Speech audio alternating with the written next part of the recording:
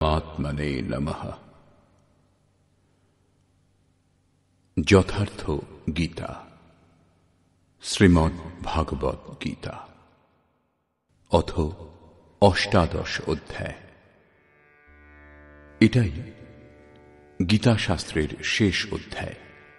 এই যোগশাস্ত্র গীতার পূর্বার্ধে যোগেশ্বর শ্রীকৃষ্ণ যোগের বহু গূঢ় ও কঠিন প্রশ্নের সমাধান করেছেন এবং উত্তরার্ধ গীতা শাস্ত্রের উপসংহার, যাতে এই শাস্ত্র অধ্যয়ন থেকে কি লাভ হয় সেই সম্বন্ধে বলা হয়েছে। সপ্তদশ অধ্যায়ে আহার, তপস্যা, যজ্ঞ, দান এবং শ্রদ্ধাকে বিভাগ করে তাদের স্বরূপ বর্ণনা করা হয়েছে। সেই সন্দর্ভে ত্যাগের স্বরূপ হল সেই আলোচ্য বিষয়বস্তু। মানুষ কি কারণে কর্ম করে? কে কর্ম করান? ভগবান নাকি প্রকৃতি?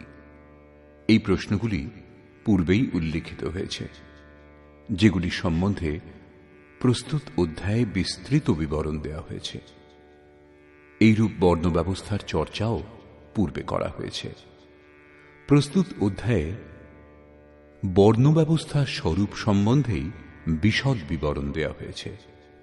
শেষে গীতা থেকে কি কি বিভূতি লাভ হয় তার উপর আলোকপাত করা হয়েছে। সপ্তদশ অধ্যায়ে বহু প্রকরণের বিভাজন শুনে শেষে সন্ন্যাস ও ত্যাগের তত্ত্ব জানবার জন্য এই অষ্টাদশ অধ্যায়ে অর্জুন শ্রী ভগবানকে প্রশ্ন করলেন। অর্জুন উবাচ।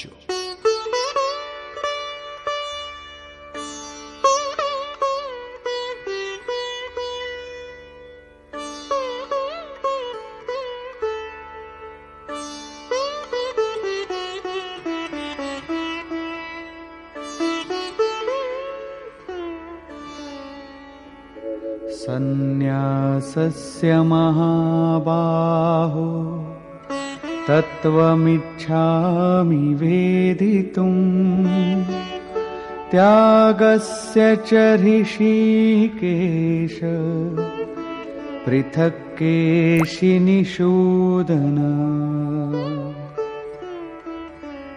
অর্জুন বললেন, হে মহাবাহ, হে হৃদয়ের সর্বস্ব, হে কেশিনিষূদন, আমি সন্ন্যাস ও ত্যাগের স্বরূপ পৃথকভাবে জানতে চাই। পূর্ণ ত্যাগই সন্ন্যাস, যখন সংকল্প ও সংস্কার উভয়েরই বিলুপ্তি ঘটে। এর পূর্বে সাধনার পূর্তির জন্য উত্তরোত্তর আসক্তির ত্যাগ করাই ত্যাগ। এখানে প্রশ্ন দুটি, সন্ন্যাস তত্ত্বকে এবং ত্যাগ তত্ত্বকে জানতে চাই। এই প্রসঙ্গে যোগেশ্বর শ্রীকৃষ্ণ বললেন, শ্রী ভগবান উবাচ।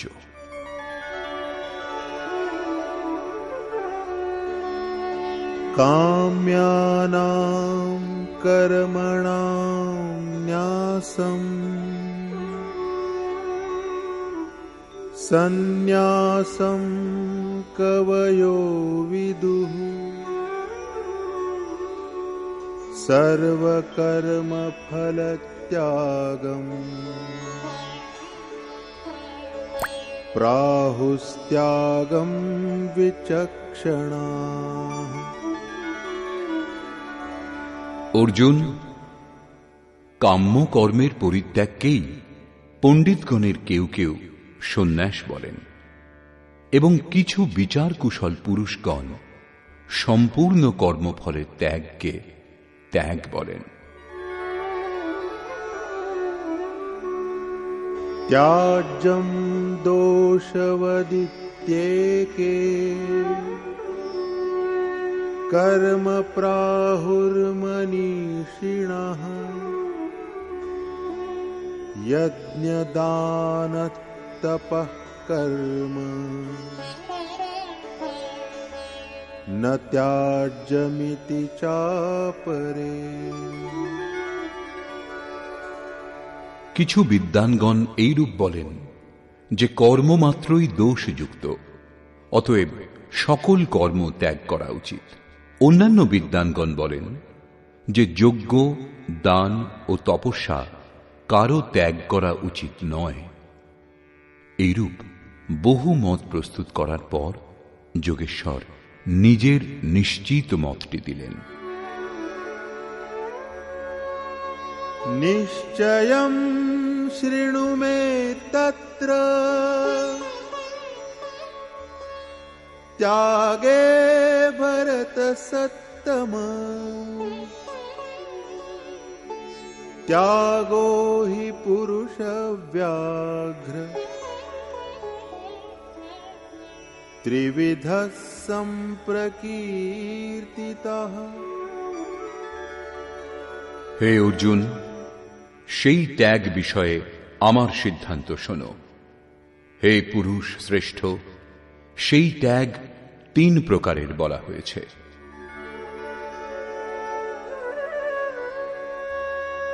যজ্ঞদান তপঃ কর্ম ন ত্যাজ্যং কার্যমেব তৎ যজ্ঞো দানম তপশ্চৈব পাবনানি মনীষিণাম। যজ্ঞ, দান ও তপস্যারূপ কর্ম ত্যাগযোগ্য নয়। যজ্ঞ, দান ও তপস্যা করা উচিত, কারণ এই 3টি মানুষকে পবিত্র করে। শ্রীকৃষ্ণ এখানে 4টি প্রচলিত মতের উল্লেখ করলেন। প্রথম, কাম্য কর্মের ত্যাগ। দ্বিতীয়, সম্পূর্ণ কর্মফলের ত্যাগ। তৃতীয়, দোষযুক্ত হওয়ার জন্য সকল কর্মের ত্যাগ। এবং চতুর্থ, যজ্ঞ, দান ও তপস্যা ত্যাগ করা উচিত নয়। 4টির মধ্যে একটি মতে নিজের অভিমত দিলেন যে আমারও এই সুনিশ্চিত মত যে যজ্ঞ, দান ও তপস্যা ত্যাগ করা উচিত নয়। এর থেকে প্রমাণিত হল যে শ্রীকৃষ্ণের কালেও বেশ কয়েকটি মত প্রচলিত ছিল, যেগুলির মধ্যে যথার্থটিও ছিল। সেই সময়েও নানা মত ছিল, আজও আছে। যখন কোনো মহাপুরুষের আবির্ভাব হয়, তখন মতান্তরের মধ্য থেকে কল্যাণকর মতটিকে তিনি জনসাধারণের মধ্যে প্রচার করেন। প্রত্যেক মহাপুরুষই করেন, শ্রীকৃষ্ণও তাই করেছেন। তিনি কোনো নতুন পথ দেখাননি, পরন্তু প্রচলিত মতগুলির মধ্য থেকে সত্যকে সমর্থন করে তা স্পষ্ট করেছেন। এতান্যপি তু কর্মাণি সঙ্গম ত্যক্ত্বা ফলানি চ কর্তব্যানীতি মে পার্থ নিশ্চিতম মতমুত্তমম। যোগেশ্বর শ্রীকৃষ্ণ জোর দিয়ে বললেন, পার্থ, যজ্ঞ, দান ও তপস্যারূপ কর্ম যা আসক্তি ও ফলকামনা রহিত, তা অবশ্য কর্তব্য। এই আমার নিশ্চিত এবং উত্তম মত। এখন অর্জুনের জিজ্ঞাসা অনুসারে তিনি ত্যাগের বিশ্লেষণ করলেন। নিয়তস্য তু সন্ন্যাসঃ কর্মণো নোপপদ্যতে মোহাৎ তস্য পরিত্যাগঃ তামসঃ পরিকীর্তিতঃ। হে অর্জুন, নিয়ত কর্ম। শ্রীকৃষ্ণের মতে নিয়ত কর্ম একটাই, যজ্ঞের প্রক্রিয়া। এই নিয়ত শব্দটি যোগেশ্বর 8-10 বার উচ্চারণ করেছেন। এর উপর বারবার জোর দিয়েছেন, যাতে সাধক ভ্রান্ত হয়ে অন্য কোনো কাজকে কর্ম মনে করে করতে শুরু করে না দেন। এই শাস্ত্রবিধি দ্বারা নির্ধারিত কর্মের ত্যাগ করা উচিত নয়। মোহগ্রস্ত হয়ে তার ত্যাগ করাকে তামসিক ত্যাগ বলা হয়েছে। সাংসারিক বিষয়বস্তুর আসক্তিতে জড়িয়ে কার্যম কর্ম এবং নিয়ত কর্ম একে অন্যের পূরক। এর ত্যাগ তামসিক ত্যাগ। এইরূপ পুরুষ অধঃ গচ্ছতি, কীট পতঙ্গ পর্যন্ত অধম যোনিতে জন্ম নেয়, কারণ সে ভজনের প্রবৃত্তি ত্যাগ করেছে। এবারে রাজসিক ত্যাগের বিষয় বলছেন। দুঃখমিত্যেব যৎ কর্ম কায় ক্লেশ ভয়াৎ ত্যজেৎ সকৃত্বা রাজসং ত্যাগম নৈব ত্যাগ ফলম লভেৎ। কর্ম দুঃখকর মনে করে যিনি দৈহিক ক্লেশের ভয়ে কর্ম ত্যাগ করেন, তিনি এই রাজসিক ত্যাগ করেও ত্যাগের ফললাভ করতে পারেন না। যিনি ভজন সম্পূর্ণ করতে পারেন না এবং কায় ক্লেশ ভয়াৎ, দৈহিক ক্লেশের ভয়ে কর্ম ত্যাগ করেন, সেই ব্যক্তির ত্যাগ রাজসিক। তিনি ত্যাগের ফল পরম শান্তি লাভ করতে পারেন না। এবং কার্যমিত্যেব যৎ কর্ম নিয়তম ক্রিয়তে অর্জুন সঙ্গম ত্যক্ত্বা ফলম চৈব সত্যাগঃ সাত্বিকো মতঃ। হে অর্জুন, করা কর্তব্য এইরূপ বিবেচনা করে যে নিয়তম শাস্ত্রবিধি দ্বারা নির্ধারিত কর্ম, যা সঙ্গদোষ ও ফলকামনা ত্যাগ করে করা হয়, সেই ত্যাগকে সাত্ত্বিক ত্যাগ বলে। অতএব নিয়ত কর্ম করুন এবং তা ভিন্ন সমস্তই ত্যাগ করুন। এই নিয়ত কর্ম কি সর্বদা করতে হবে, নাকি কখনো এই কর্মও সম্পূর্ণ হবে? এই প্রসঙ্গে বলছেন ত্যাগের শেষ রূপ। ন দ্বেষ্ট কুশলম কর্ম কুশলেনানুষজ্যতে ত্যাগী সত্ত্বসমাবিষ্টো মেধাবী ছিন্ন সংশয়ঃ। হে অর্জুন, যিনি অকুশলং কর্ম অর্থাৎ অকল্যাণকর কর্মে, শাস্ত্রনিয়ত কর্মই কল্যাণকর, এর বিপরীত যা কিছু করা হয় তা এই পৃথিবীরই বন্ধন, সেই জন্য অকল্যাণকর। এইরূপ কর্মে দেশ করেন না এবং কল্যাণকর কর্মে আসক্ত হন না। যা কর্তব্য কর্ম ছিল তাও অসম্পূর্ণ নেই। এইরূপ সত্য সংযুক্ত পুরুষ সংশয় মুক্ত, জ্ঞানী ও ত্যাগী হন, কারণ তিনি সর্বকর্মের ত্যাগ করেছেন। কিন্তু ভগবৎ প্রাপ্তির সঙ্গে পূর্ণ ত্যাগকেই সন্ন্যাস বলে। এর থেকেও সরল পথ আছে কি? তিনি বলেছেন, না। নহি দেহভৃতা শক্যম ত্যক্তুম কর্মাণ্যশেষতঃ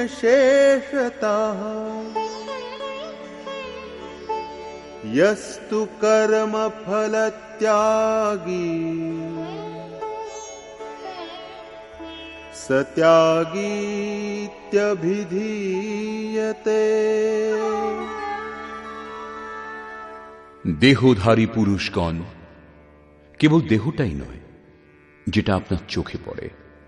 শ্রীকৃষ্ণের অনুসারে প্রকৃতিজাত সত্য, রজ, তম এই তিনটি গুণই জীবাত্মাকে দেহে আবদ্ধ করে। যতক্ষণ গুণ সক্রিয় ততক্ষণ দেহ ধারণ করতে হয়।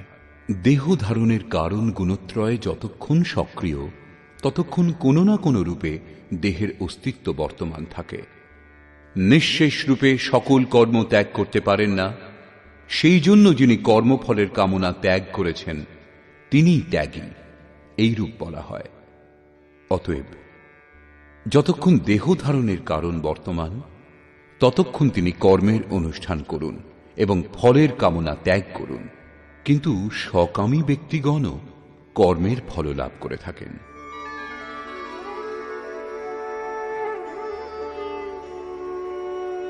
अनिष्टमिष्टं मिश्रञ्च त्रिविधं कर्मणः फलम् भवत्यत्यागिनां प्रेत्य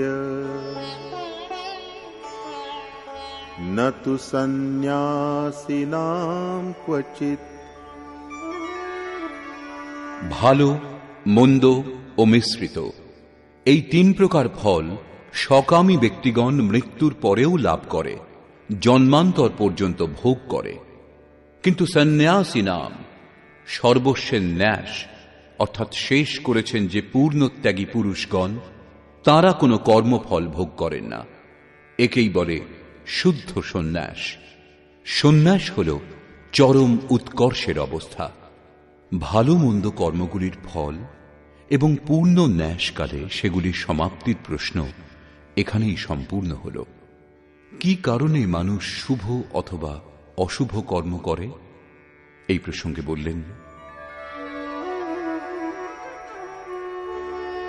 পঞ্চৈতানি মহাবাহো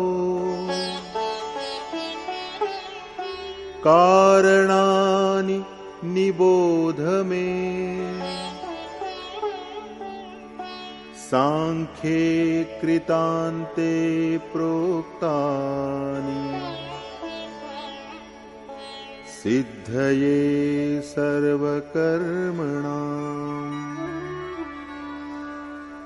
হে মহাবাহ, সাংখ্য সিদ্ধান্তে সর্বকর্ম সম্পাদনের 5টি কারণ নিরূপিত হয়েছে। এইগুলি আমার কাছে অবগত হও। অধিষ্ঠানম তথা কর্তা করণং চ পৃথগ্বিধম বিবিধাশ্চ পৃথক চেষ্টা দৈবং চৈবাত্র পঞ্চমম। এই বিষয়ে কর্তা অর্থাৎ এই মন, পৃথক পৃথক করণ অর্থাৎ যাদের সাহায্যে কর্ম করা হয়, বিবেক, বৈরাগ্য, সম, দম, ত্যাগ, অনবরত চিন্তনের প্রবৃত্তিগুলি শুভ কর্ম সম্পাদনে করণ হয় এবং কাম, ক্রোধ, রাগ, দেশ, লিপ্সা ইত্যাদি অশুভ কর্ম সম্পাদনে করণ হয়। বিভিন্ন প্রকারের চেষ্টা অর্থাৎ অনন্ত ইচ্ছা, আধার অর্থাৎ সাধন, যে ইচ্ছার সঙ্গে সাধন জোটে সেই ইচ্ছা পূর্ণ হতে শুরু করে, এবং পঞ্চম হেতু দৈব অথবা সংস্কারেরই পুষ্টি করে।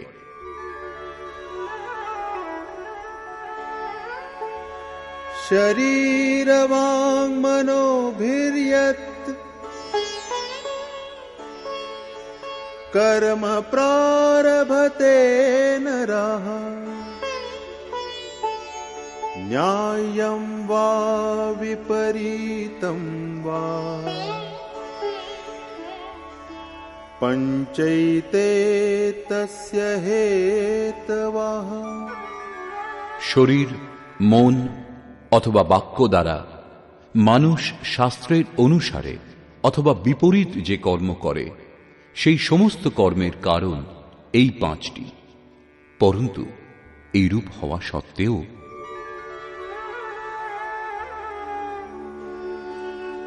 তত্রৈবং সতি কর্তারং আত্মানং কেবলং তু যঃ পশ্যত্যকৃত বুদ্ধিত্বান न स पश्यति दुर्मतिः। যিনি অশুদ্ধ বুদ্ধি হেতু সেই বিষয়ে কৈবল্য স্বরূপ আত্মাকে কর্তা বলে মনে করেন, সেই ভ্রান্ত বুদ্ধি ব্যক্তি সম্যকদর্শী নন, অর্থাৎ ভগবান স্বয়ং করেন না। এই প্রশ্নের উপর যোগেশ্বর শ্রীকৃষ্ণ পুনরায় জোর দিলেন। পঞ্চম অধ্যায়ে তিনি বলেছিলেন, প্রভু স্বয়ং করেন না, করান না এবং ক্রিয়ার সংযোগও করিয়ে দেন না। তবে লোকে বলে কেন? তাদের বুদ্ধি মহাচ্ছন্ন, সেজন্য তারা যা ইচ্ছা তাই বলতে পারেন। এখানেও বলছেন সমস্ত কর্মের কারণ 5টি। এর পরেও যারা কৈবল্য স্বরূপ পরমাত্মাকে কর্তা বলে মনে করেন, সেই মূঢ়গণ যথার্থদর্শী নন, অর্থাৎ ভগবান নিজে করেন না। কিন্তু ভগবান অর্জুনকে সাহায্য করবার জন্য এগিয়ে গিয়েছিলেন। নিমিত্ত মাত্রম ভব।